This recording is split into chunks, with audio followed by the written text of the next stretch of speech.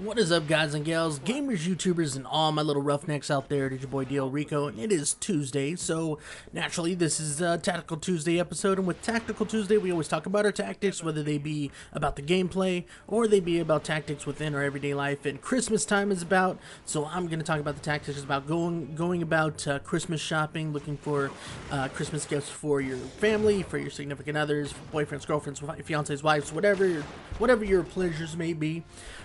It is a madhouse out there. I actually just went out today.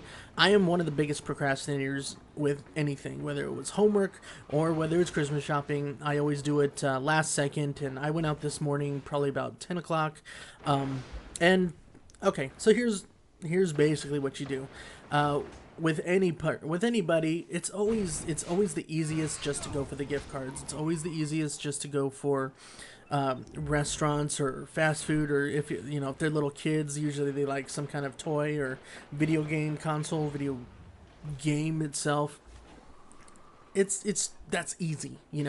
I always do my best as far as to be original, try to find something from the heart, something that really kind of has more meaning and sentimental value than just a game that they're probably going to play for, like Call of Duty might last a few months. It's pretty big right now, or even the Call of Duty hype is kind of dying down even prior to Advanced Warfare coming out. But in any event, I try to look for those things that just have a little bit more not wear and tear, but a little bit more use throughout the years to come than just 1 year until the very next year comes out. So what I recommend doing, and this is what I did today, is you come up with kind of a battle plan.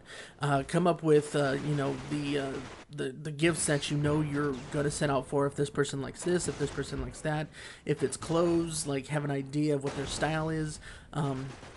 If you're going to get them something kind of wintry and something for the winter time, make sure it's large enough so that they can wear it for the next year.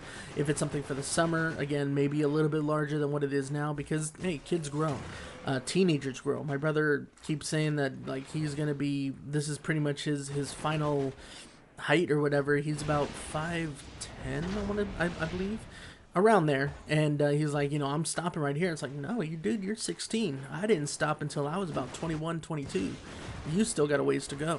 So you always want to make sure if you get them a sweatshirt or a jersey or some kind of a t-shirt, that it's maybe just a touch smaller, one size up, even two sizes up. I used to get when I was a kid, I used to get double extra large jerseys. I'm still a Chicago Bulls fan, but they would get me a jersey that was double XL, and I maybe wore a large, but it lasted. That's pretty much how it did. That's how I was able to kind of use that jersey over the years, and you could see that. I mean, it just hangs up on a wall now, but you could see that I got a lot of use out of it, and it still really means a lot to me because it is Jordan, because of the year that I got it. It was the year that they won after their final championships against Utah. But in any event, that's that kind of mentality with it.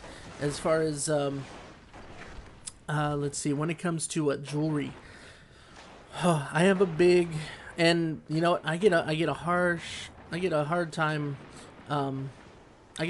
about jewelry when it comes to Christmas time. So here's the story. Years ago, I was dating this girl. We had probably been kind of, let me see, it was a long distance relationship, so it was definitely hard, and we went probably a full year without having a whole lot of like physical contact. It was mostly, well, actually, not a full year, but it was very scarce. I would go and see her very seldomly, and it was just hard. And there were times when she like had a lot of doubts, and didn't, as much as we claimed to have felt for one another, she just had a lot of things on her mind that said, I don't know if this is going to work. So I made a big gesture.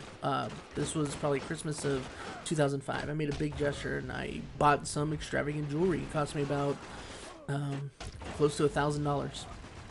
And yeah, that relationship ended up not working out, and she kept the necklace. But that is a that is a financial mistake that I will not make again. Trust me. So when it comes to jewelry, and depending on how long you've been with this person, been with the person that you're gonna buy it for, make sure the relationship's a lot more solid than just whatever I had. I mean, granted, I thought I felt the way I did, and we had been talking for a little over a year, and trying to maintain the relationship as it was. I love and all of that. It just tends to blind us from the true nature of what really is. So depending on the relationship, if you want something, extravagant, my default has always been necklaces. They don't, and it's perfect for any kind of situation.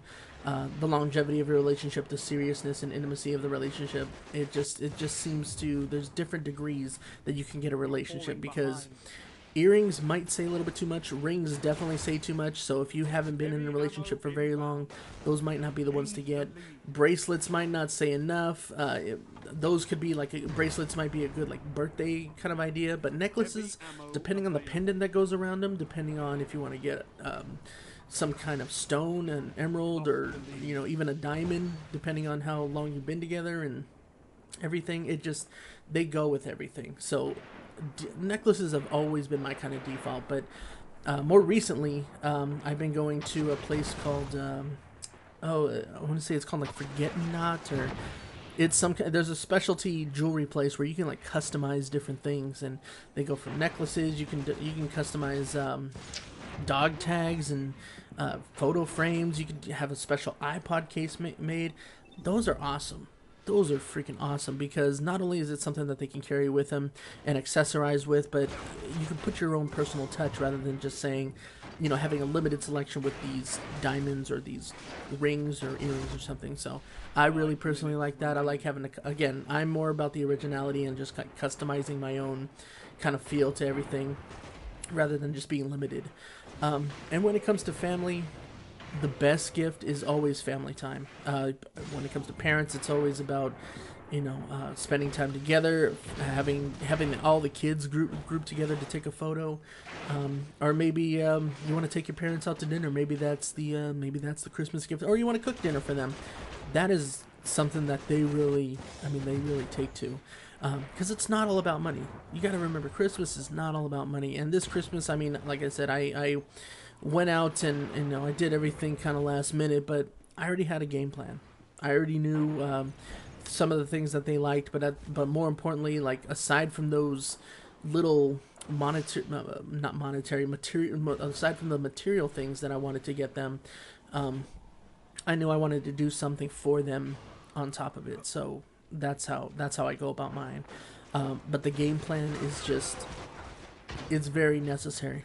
It's very, very necessary when going out shopping, and it's mostly due to just the fact that nobody wants to deal with all the different the crowds and the rushes and finding parking and everything. So if you have a game plan, not only will you have a lot more time for your day, because you already know what you're going to get, how you're going to get it, where you're going to get it, but also you're going to save yourself a lot of money.